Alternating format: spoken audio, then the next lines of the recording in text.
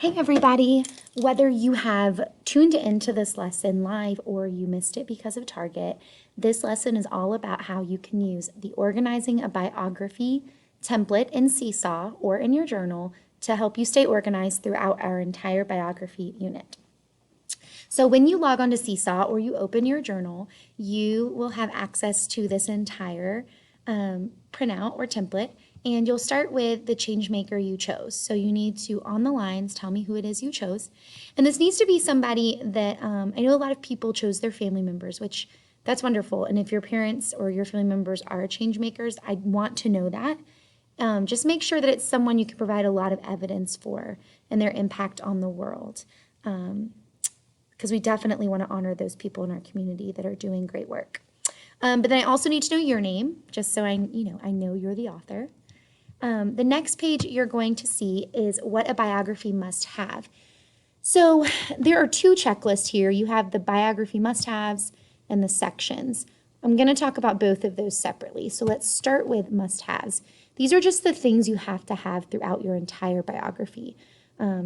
We decided today, Monday, that there are some things that all biographies have, and that is what this list is. All biographies have a picture of the person on the cover of the book or presentation, however it is we decide to organize this. So you need a picture of your changemaker. You also need to title your biography, and usually just the changemaker's name is fine.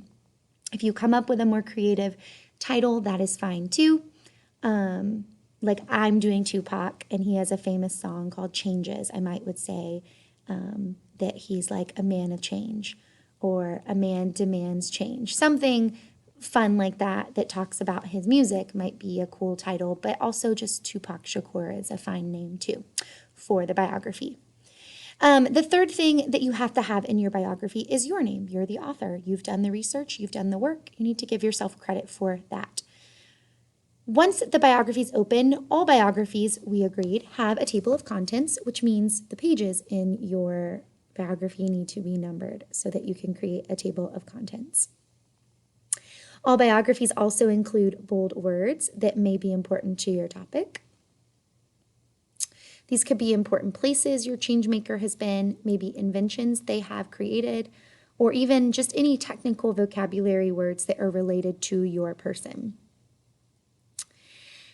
You would need a glossary at the end to tell us what that bold word means. Each section of your biography would have a heading, which would be larger than the rest of the text. Kind of like this page you're seeing here. The heading of this page is what a biography must have. You can see the rest of the text here is smaller. That's what you need to have in your biography, is a heading and then your actual text that teaches us. The last two are your text features. You need to make sure that your biography has pictures of your changemaker, maybe even illustrations, and then maps or other helpful images, maybe pictures of their inventions, pictures of their achievements, whatever it might be. That's just going to help your reader. And to help your reader further, captions under each picture will be extra helpful as well. So whether it's picture, illustration, or image, a caption underneath to explain what that picture, illustration, or image is showing will be very helpful for your reader. So these are just things that all biographies must have in order to be considered part of the genre of biography. All right, the next part is your actual checklist. These are the sections you need to have in your biography. The first section would be, why are they famous? Just a short 2 to 3 sentence. What impact has your changemaker made on the world? Your second section is the changemaker's early life. Where were they born? What was their childhood like? Include a picture, maybe an illustration of them as a child. The third section is family life. What is their family like? Describe their life as a grown-up now or how they are living today. Include a current picture or illustration of them, or maybe one of the last photos of them as an adult if they are no longer alive. That would be okay too. The fourth section is the education and accomplishments. We know that not every person has gone to college to be successful, but we do want to know what kind of training or education this person has had to have been a change maker.